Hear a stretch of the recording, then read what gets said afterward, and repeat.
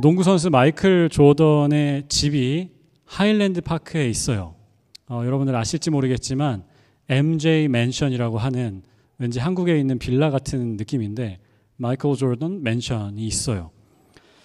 이 집을 조던이 팔고 싶어서 마켓에 내놨었고요. 집이 사이즈가 있다 보니까 그림이 나왔나요? 이 정도는 돼야 사실 집이라고 할 수 있는데 이제 나올 겁니다. 테니스 코트도 있고 그 집 안에 별의별 부대 시설이 다 있더라고요. 이 집을 마켓에 내놨는데 12년 동안 팔리지 않았습니다. 그러다가 작년 12월에 드디어 팔렸어요. $9.5 million에 팔렸습니다. 존 쿠퍼라는 부동산 업자가 샀고요. 이분이 집을 사고 처음 한 일 중에 하나가 뭐냐면 사우스사이드의 고등학교 그 농구 선수들 30명을 초대를 해서 이 집을 투어를 시켜줬습니다. 알고 보니까 경찰관들이 시카고 시티에 있는 law enforcement officer들이 그 non-profit 기관을 세워서 주변에 있는 청소년들에게 멘토십을 제공하는 기관이 있더라고요. 그 기관에서 한 분이 이 집이 팔렸다는 이야기를 듣고 이 디벨로퍼한테 연락을 해서 이 투어를 제안을 한 거예요.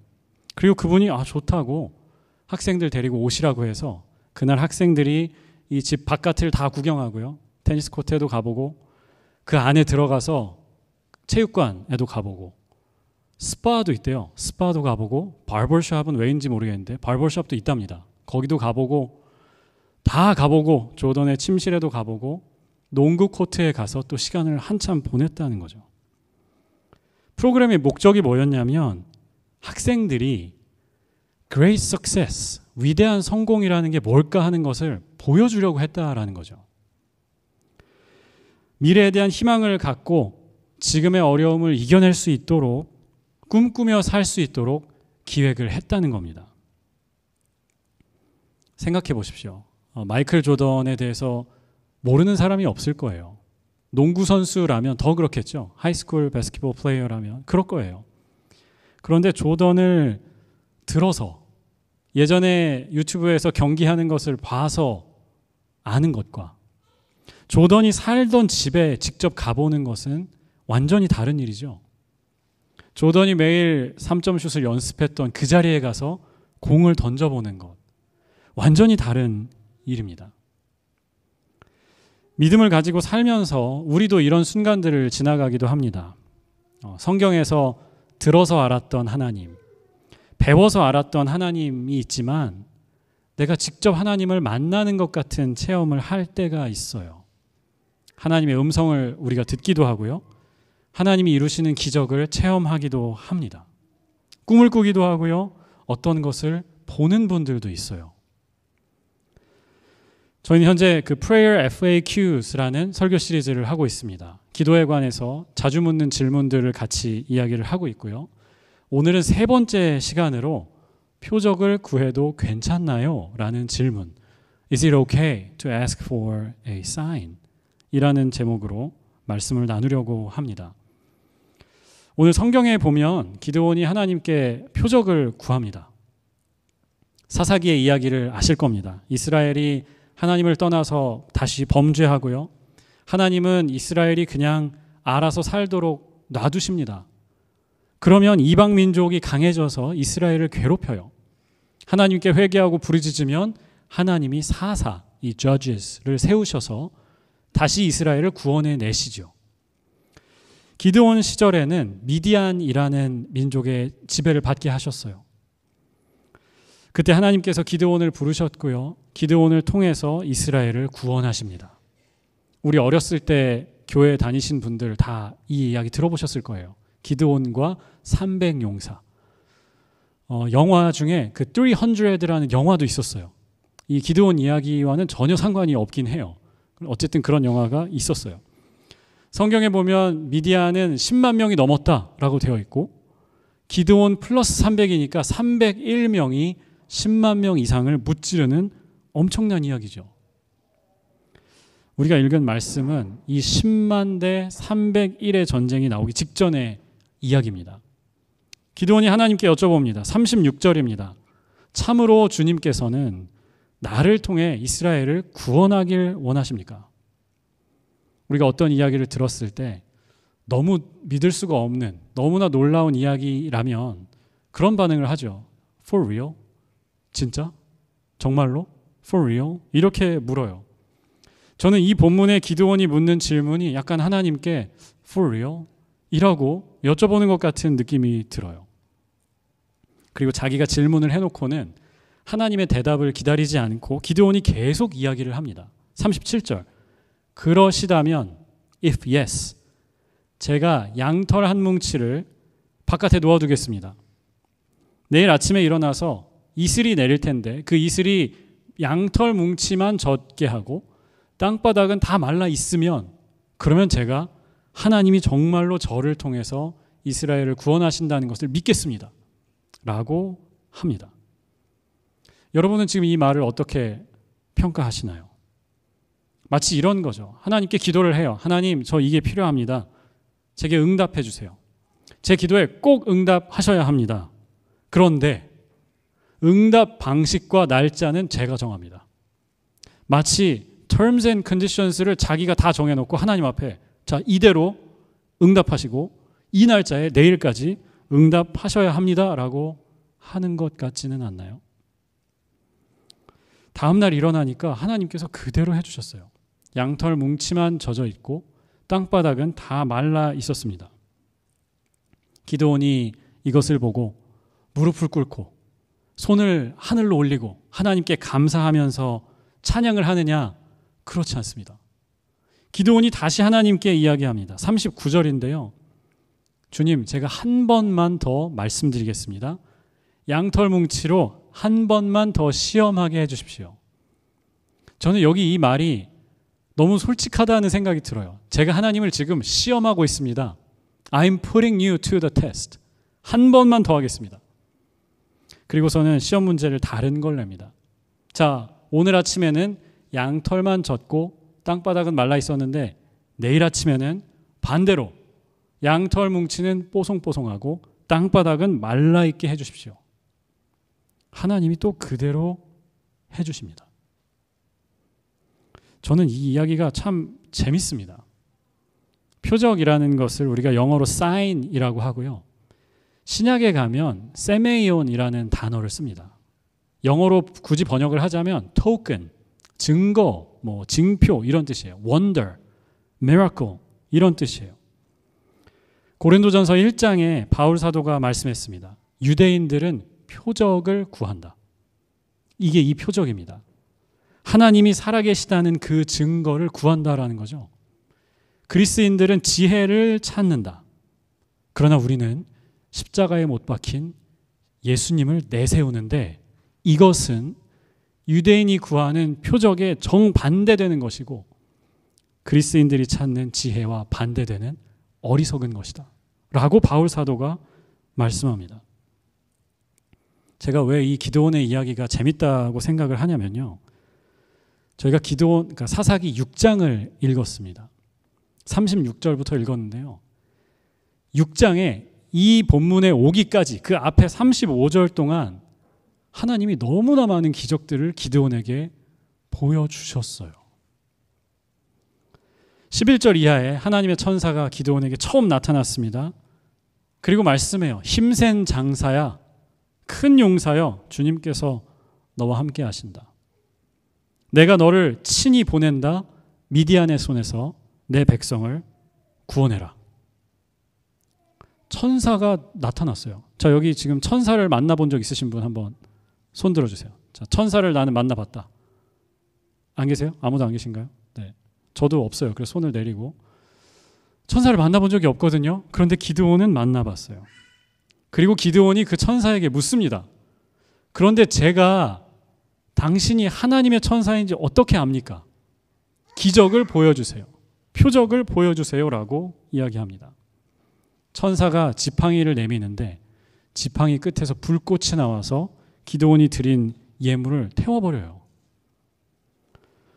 같은 날 밤에 하나님의 음성이 기드온에게 들려옵니다.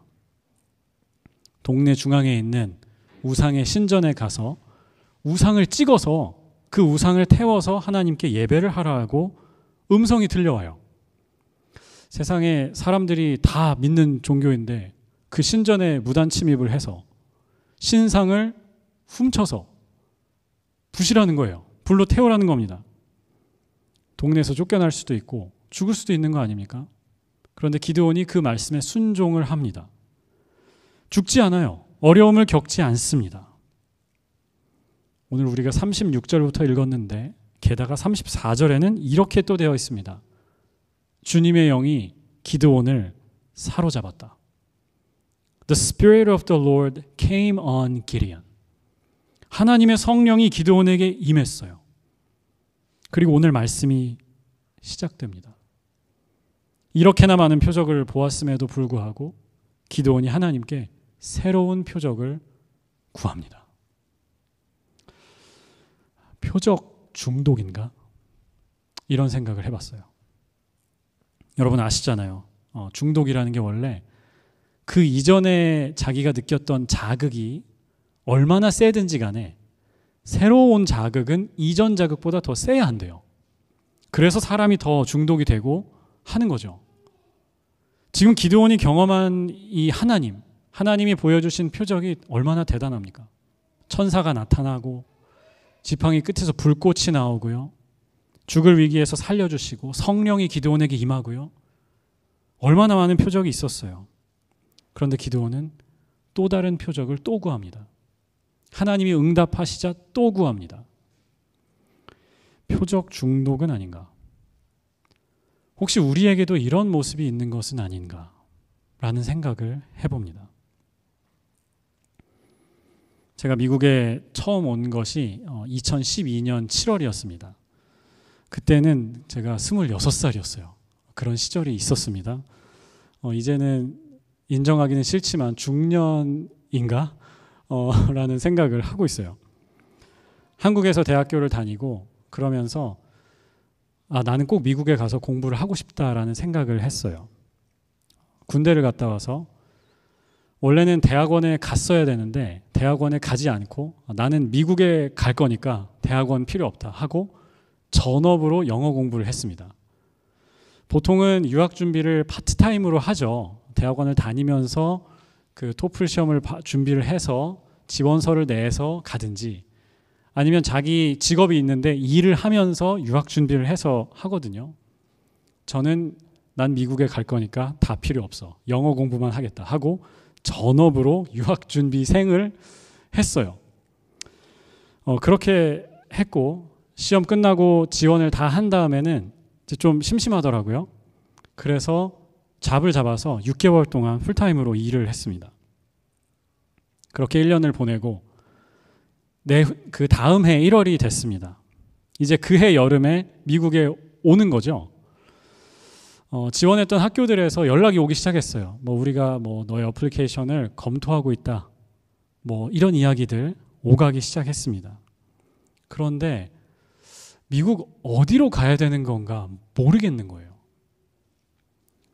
제가 성격상 그냥 가고 싶은 곳으로 가는 성격이거든요. 그리고 나서 하나님 저를 여기 보내주시니 감사합니다. 이렇게 이야기하는 성격인데 뭔가 미국에서 첫 발걸음을 시작하는데 그렇게 하고 싶지가 않더라고요.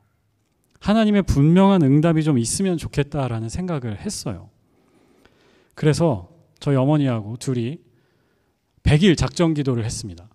3달 조금 넘게 매일 밤에 8시에 교회에 가서 저희 어머니는 저 앞에 앉아서 기도를 하시고 저는 저 맨 뒤에 앉아서 기도를 30분 한 날도 있고 1시간 한 날도 있고 그렇게 기도를 했어요.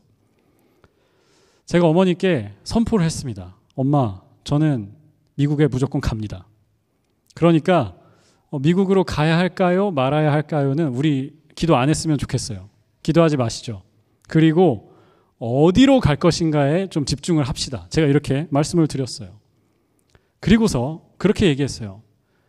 하나님이 응답을 안 하실 수도 있으니까 그러니까 그냥 장학금을 제일 많이 주는 데가 하나님의 응답인 줄 알고 가겠습니다 라고 기도를 해달라고 부탁을 드렸어요.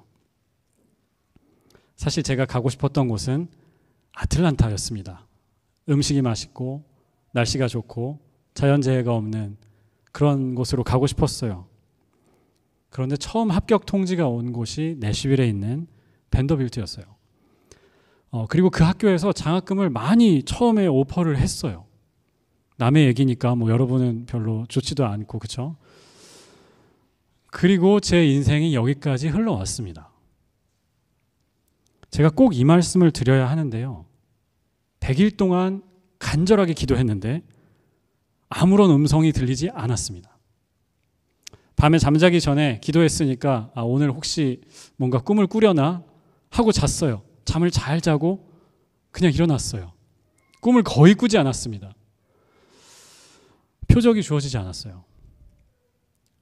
아무것도 보이지 않았고요. 아무것도 듣지 못했어요. 그런데 지금껏 하나님의 인도하심을 따라서 잘 살아왔어요. 전 그렇게 믿어요. 하나님이 제 발걸음을 인도해 주셨다는 것을 믿어요. 성경 안에 이 표적을 구하는 것에 대해서 서로 다른 입장들이 있습니다. 예수님은 악한 세대가 표적을 구한다고 꾸짖으셨습니다. Evil and corrupt generation asks for a sign이라고 하시면서 혼내셨어요. 보지 못하고 믿는 사람이 복되다고 하셨습니다. 표적이 없어도 믿는 사람, 그 사람들이 더 복되다고도 하셨어요. 바울 사도도 말씀했죠. 우리가 믿음에 행하고 보는 것으로 행하지 않는다. We walk by faith, not by sight 라고 했어요. 마치 표적을 구하는 것이 어리석고 미성숙한 것처럼 말씀한 부분들이 성경에 나와요. 하지만 반대의 목소리도 나옵니다. 신앙 인물들 중에 성경에 나오는 유명한 사람들이 거의 다 표적을 구했습니다. 오늘 기드온이라는 사사도 표적을 구했고요. 모세도 하나님이 처음 부르실 때 표적을 계속 구합니다. 하나님, 저 사람들이 하나님이 저를 보내셨다는 것을 어떻게 압니까? 표적을 보여주세요. 하나님 누구신지 하나님 이름을 알려주세요 라고 계속 하나님을 졸라요. 이사야 7장에 보면요. 하나님께서 아하스라는 왕에게 표적을 구하라 라고 말씀하세요. 표적을 구하라. 그러면 표적을 주겠다. 라고까지 말씀하십니다. 그때 이 아하스라는 왕이 그런 이야기를 해요. 하나님, 저는 표적을 구하지 않겠습니다. 저는 하나님을 시험하지 않겠습니다. 라고 이야기를 해요. 그때 이사야가 아하스 왕을 비판합니다. 아니, 하나님이 구하라고 하셨는데 당신이 뭐길래 안 구한다고 하느냐고. 그러면서 하나님께서 당신이 구하지 않으니 그냥 표적을 주실 것이라고 말씀하시면서 표적을 주십니다. 여기서 나오는 표현이 임마누엘이라는 표현이에요. 성경 안에 표적을 구하는 일에 대해서 상반된 목소리가 있다는 거죠. 저희 아들이 이제 둘째가 태어나서 이제 이번 주에 8개월이 돼요. 신기합니다. 원래는 누워있기만 했다가 앉을 수 있게 되고 지금 이제 기어 다녀요. 막 바닥을 쓸고 다니는 그 시기가 됐어요. 며칠 전에 하이체어에 앉혀놨어요. 근데 지금 시기는 다 입으로 가는 시기잖아요. 뭐 숟가락도 막 깨물고 손가락도 빨고 뭐든지 간에 눈에 보이는 모든 물건을 다 입에 넣는 그런 시기죠. 그 치발기라고 해서 티더 이런 게 있거든요. 아이들이 이가 날 때 간지러우니까 이걸 깨물면서 노는 그런 게 있어요. 제가 하이체어에 앉아서 심심할 테니까 이거라도 하시라고 티더를 줬어요.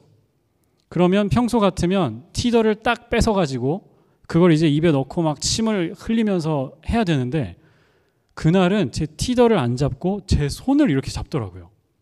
그래서 제가 어라 이건 처음 보는 건데 하면서 다시 해봤습니다. 티더를 뺏어서 자 티더를 보여주고 이걸 한번 자 이거 해 하고 줬는데 그때도 제 손을 딱 잡더라고요. 물론 이제 이 의자에서 나를 꺼내다오 하는 그런 거죠. 티더 필요 없으니 나를 지금 이 하이체어 감옥에서 꺼내달라는 거죠. 그런데 그 손을 아이가 딱 잡는데 기분이 되게 좋더라고요. 표적을 구하는 것이 그 자체로 나쁜 일인가? 저는 그렇지는 않다고 생각합니다. 다만 우리가 표적을 구하는 심리가 뭘까? 우리가 왜 표적을 구하는 것인가는 생각해 봐야 한다고 믿습니다. 우리가 잡고자 하는 것이 하나님 손에 들려있는 능력인가? 아니면 하나님인가?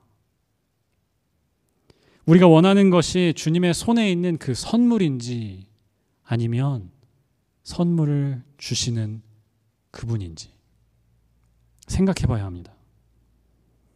표적을 구하는 그 자체로 악한 행동이 아닙니다. 다만 우리가 정말 하나님을 신뢰하고 있는가는 확인해 봐야 합니다.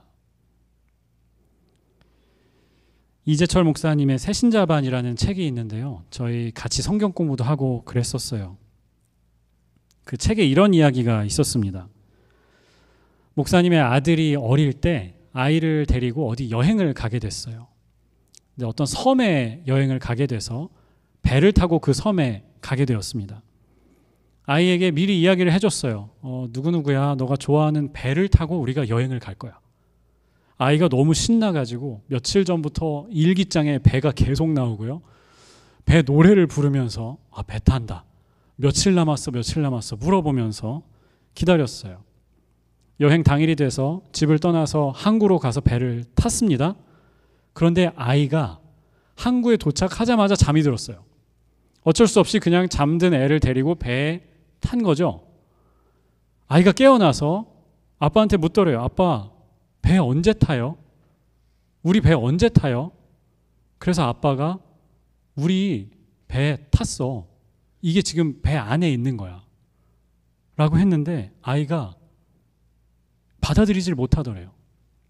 그러니까 밖에서 배를 보고 그 배에 자기가 올라탔으면 내가 배 안에 들어왔구나 라는 것을 알 텐데 그 과정을 생략하고 들어와서 잠에서 깨보니까 그냥 똑같이 방이거든요. 선실이 그렇죠.